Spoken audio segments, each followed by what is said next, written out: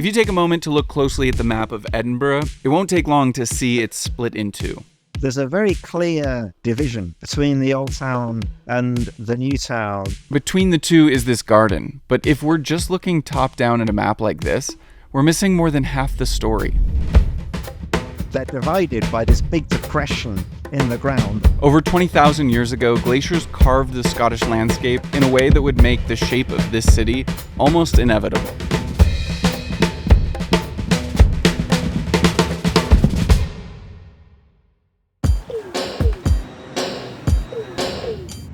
After filming my last video about the map of London, I took the most beautiful train from London up to a place with more words for me to mess up. What's up, TikTok? I'm in Edinburgh right now. The Edinburgh, you f***ing wank. What? Edinburgh, to kind of make two syllables out of the burr at the end, because the word burr in Scotland is usually pronounced as burra. I found Christopher Fleet because I wandered into a bookstore and saw this book, which obviously caught my eye, and Chris is one of the authors. My main job is working as a map curator in the National Library of Scotland. Edinburgh exists where it is because it lies within the field of an extinct volcano. This big open spot on the map is Holyrood Park, which has never been developed. And this is home to Arthur's Seat, which is the eroded remains of this ancient volcano. It's the highest point in the whole area, so I started off my trip by hiking to the top to get a view of the entire city.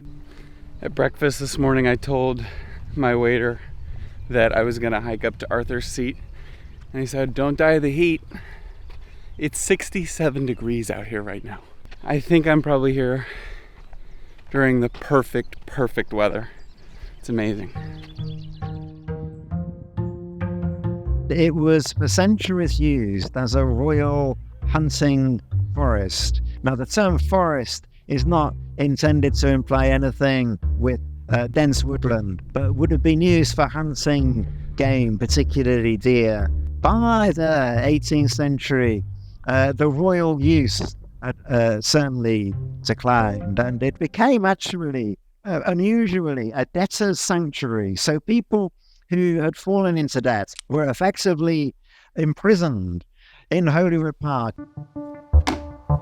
This volcano left behind deposits of hard rock that differed from the soft sediment that surrounded them. Then, 20,000 years ago, during the Ice Age, massive glaciers scraped across the top of the land and took a lot of the soft sediment with them, but left behind these hard rocks, or crags as they're known. But if you look at an elevation map of Edinburgh, you can actually see the direction that these glaciers were moving. These volcanic plugs formed significant barriers to the ice and created this crag and tail landscape structure. These crags acted as a shield for the soft sediment behind them, creating a safe pocket for some of it to remain. In Edinburgh, one of these specifically stands out.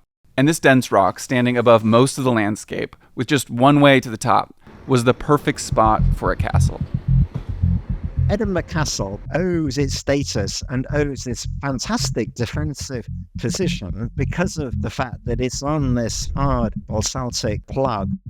Its position in the greater landscape also plays a role in the significance of Edinburgh. Edinburgh has no natural harbour. Its harbour has always been Lee, which is over a mile away and has its own very separate history.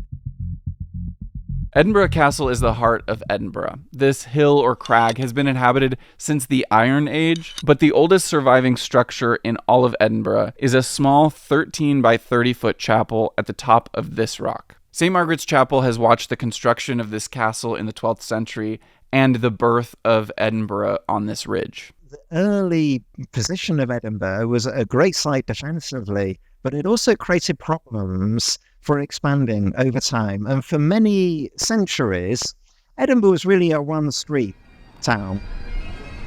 Okay, we're in it now. Now you can tell where you are.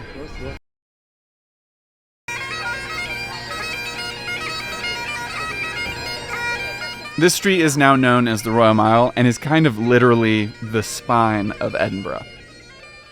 On one end you have the castle at the top, and at the other end you have the Palace of Holyrood. Now, the Palace of Holyrood House is the royal palace in Scotland that was founded in the 16th century, but it's on the site of an earlier abbey. Holyrood Abbey technically dates back 2 years before St. Margaret's Chapel, but isn't surviving since centuries later it was destroyed and burned. But the castle on one end and the abbey on the other marks these two distinct areas of Edinburgh. There were two separate boroughs. Originally, Edinburgh focused on the castle and St. Giles Church, which were at the top end of what is now the Royal Mile. The other borough was the borough of Canongate. And this is the borough that has the Palace of Holyrood House in it, and it's very much the lower half of the Royal Mile. Even though the Royal Mile is referred to as just one road, it's technically made up of 4 different roads. The main 2 of them being High Street, which comes down from the castle, and the other being Canongate, which leads to the Holyrood Palace. And they met at a major port, which was effectively a large defensive structure. There was more of a ceremonial structure by the 18th century called the Netherbow Port, but it was a very important dividing line between these two boroughs. At this intersection today, there are brass markers in the ground that show where this gate once stood.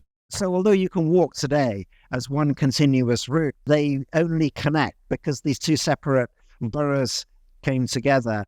I do my very best to make these videos as accurate as I possibly can, but even then I still get things wrong. River Thames, along the River Thames. This was known as the Thames Tunnel. And you guys love to let me know, which is totally chill because I think it's awesome to have an environment where we can all be contributing and sharing. Unfortunately, not all environments are like that, especially today's news landscape, and that's why I'm incredibly grateful for today's sponsor, Ground News. Ground News is the tool I use to help me understand the news. They pull from over 50,000 sources and then help you understand the bias, the factuality, and the ownership of these different sources. And it's all backed by 3 independent news monitoring organizations. One of the best ways you can support this channel is by going to ground.news/Daniel Steiner. It's linked at the top of the description and will give you 40% off their Vantage plan. So here in the US, our president just dropped out of the next election. And if we look on Ground News, we can see the headlines that come from the left, that come from the center, and that come from the right. We can see all of the sources right here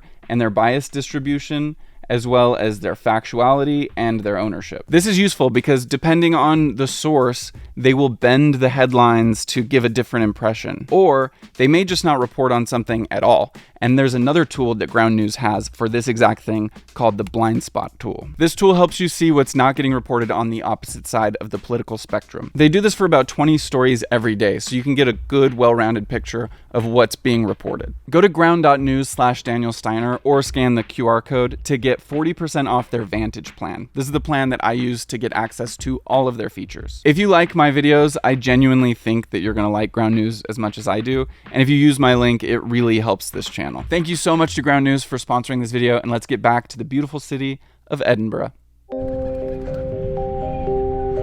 If you wander around the city today, you might come across these old defensive walls, like the Flodden Wall, which I stumbled across. So it's not that surprising that a city this old has an old city wall still lying around like this. But the unique thing about Edinburgh is that there's a whole series of them lying around. And it says a lot about the turbulent past that the city has had.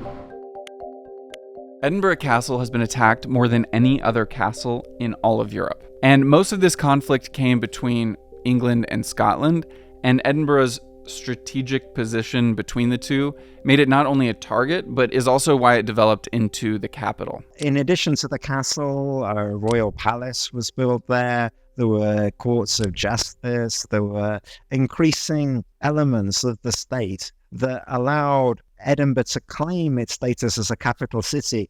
But no one actually decided at some point, okay, it's going to be Edinburgh. The red lines on this 1930s map show where these walls once stood. The existing roads in central Edinburgh were often built up to those walls. And so those roads that survive today, as you can see from the map, are very much following the lines of the original walls. By the 17th, certainly the 18th centuries, there was no need for them any longer, and they were a great source of building material. So generally, I think a lot of them were systematically pulled down.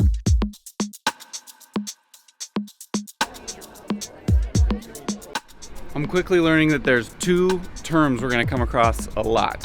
One is a close, and one is a Wind. Or wind. Wind or wind. These are Scottish terms to describe a specific kind of alley. And the reason these aren't your average alleyways is because the buildings aren't your average buildings. This one here, this is St. Giles, and just in front of it, that's called the Parliament House. Now that's 14 stories high.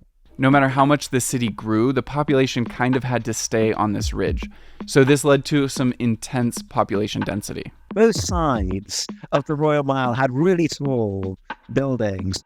These buildings along the Royal Mile were some of the first high-rise buildings in the world. The way the land was viewed encouraged financially this building upwards.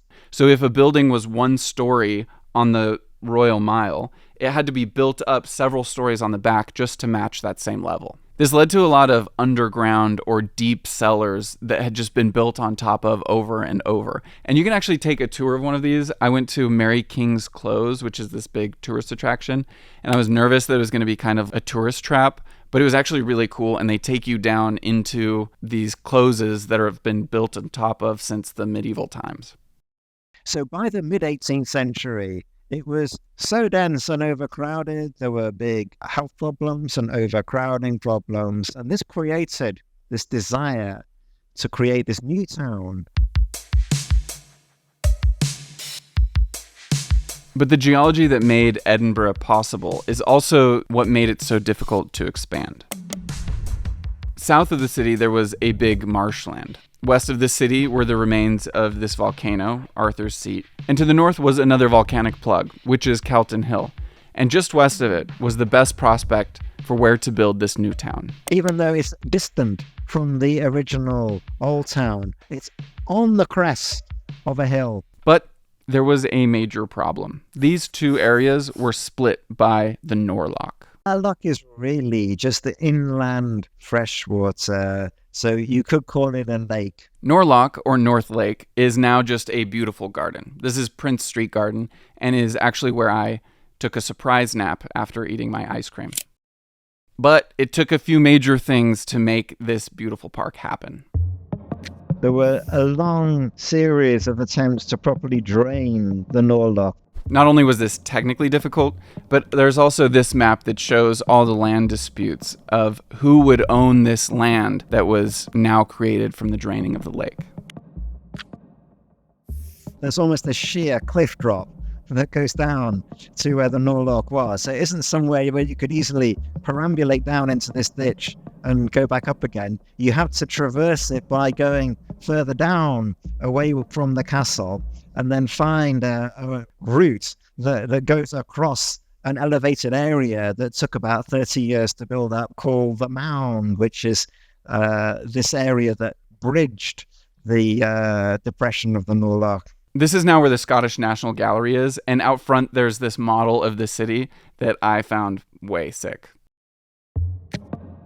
It also required investments in the right kind of bridges to run over into the new town, and these were quite significant undertakings as well. Of these three things, the creation of Northbridge probably had the largest impact. For it to connect to High Street, space was made by opening up some of the buildings on the north side of the Old Town. This also led to the creation of the complementary South Bridge, which together now create the main cross-axis for the Royal Mile.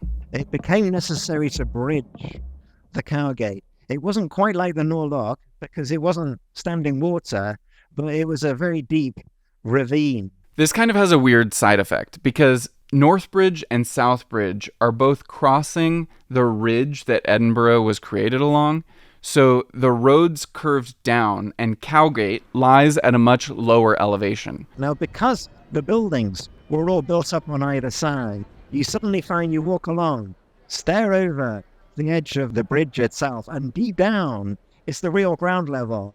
These two roads together literally bridged the gap for an extending Edinburgh. But there was one more major motivation behind the design of this new Georgian town. Edinburgh needed to demonstrate it was loyal. Honestly, this history is pretty long and confusing, but from what I understand, here's what happened. In 1707, Great Britain was formed between England and Scotland. And then like 40 years later, some people who were both Scottish and Irish joined together And there was something called the Jacobite uprisings, where they invaded England and they tried to take the British crown. And Edinburgh had to be like, hey, we're not with them. We love being a part of Great Britain. And so they built this new town and designed it to show their loyalty to England and Great Britain. And the new town was very much planned to glorify the monarch. The original plan for it was actually a Union Jack. But it wasn't practical on the ground, so it was exchanged for a simple grid with street names to nod to the union of Scotland and England, like Rose Street, which is the symbol of England, and Thistle Street, which is the symbol of Scotland. And then straight down the middle was George Street, for King George III. This clean rectilinear grid stands in stark contrast of the irregular, crooked streets of the Old Town, creating these two very visibly distinct sections of the city. A few decades later, this new town continued building, but broke this grid pattern and eventually bumped into the Water of Leith, which I have to say, I walked along and is one of the most beautiful walks I've maybe gone on ever.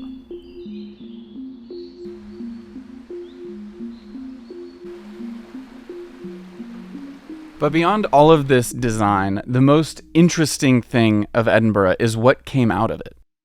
Edinburgh was very much an important centre for the Scottish Enlightenment, and this had a number of different facets. It was a philosophical, ideological, and cultural movement in the 18th century. The features of Edinburgh that we've been talking about actually played a role in the Scottish Enlightenment, the first of them being Holyrood Park. By studying the strata of the rocks in this park, James Hutton developed a theory that would become foundational for modern geology. For me, the most interesting part of the Scottish Enlightenment was the advancements in medicine. A ton of discoveries were made in Edinburgh that have literally changed the world, like the discovery of chloroform and advancements in germ theory.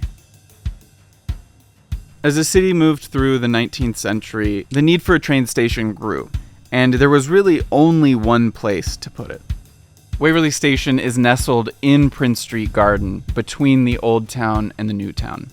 A lot of other things had to steadily make way for that, as well as new routes in terms of roadways constructed to meet with the station. One of those being, of course, Coburn Street, this street that curves down from the Royal Mile right down to Waverley. That feels a very natural street to walk along, but a completely artificial street that was only put in to connect with the new station from the mid-19th century. This is also where I got my ice cream that I ate before my nap at Prince Street Garden. And if you've ever waited in a line alone for ice cream, it's a humbling experience. It's impossible to go to Edinburgh, and it's impossible to make a video about Edinburgh without mentioning Sir Walter Scott. He had a very long influence, not just on Edinburgh, but on wider Scotland.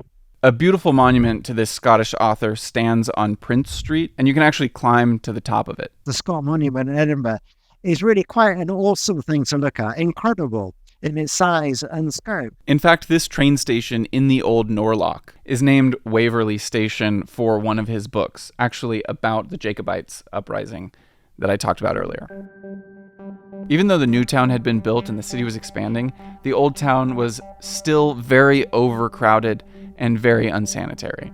And in the 19th century, it became one of the worst slums in Europe. Really quite shocking levels of deprivation. People stacked inside these very tall tenements. Not only was it unsanitary, but it was just all around unsafe. In the 19th century, there was both a massive fire and one of the buildings just collapsed in on itself. And they brought in this medical officer of health, a very intelligent, enlightened man called Littlejohn. Henry Littlejohn was a pioneer in the field of public health. After extensively studying the illness and death rates in the Old Town, he and his research inspired an act for the improvement of the city of Edinburgh. The main goal was to decrease the density of housing in the Old Town, to dramatically improve this problem of very, very high levels of mortality in the central area of Edinburgh. This map shows the proposal for several streets to be constructed through these dense houses, but really only this one came to fruition,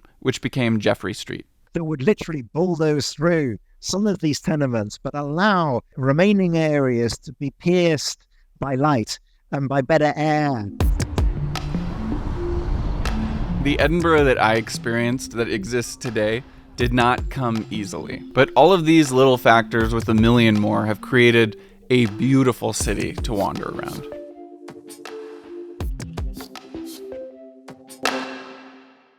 Huge thank you to Christopher for helping me with this video. I want to plug his book again, which is linked in the description. His work that he does at the National Library of Scotland is available online. I'm going to put the link in the description. And you can go look at over 500 maps of Edinburgh and zoom in and see all the interesting things that I wasn't able to cover in this video. Thank you so much for watching this. It means the world. Please give this video a like, subscribe to the channel, share this with your friends and family. It helps me a lot. If you're interested in helping even further, I have my Patreon linked in the description below, where I post these videos ad-free. You can be a part of that community. I just did a little giveaway and they got one of the backpacks. And even if you don't check out the Patreon, I'll see you here in another video super soon. Peace. I'm not gonna lie, this place is so serene. I've kind of forgotten my mission. I'm not really trying to work right now. I'm just trying to be. So this is a vibe. Big fan. Big fan of this place.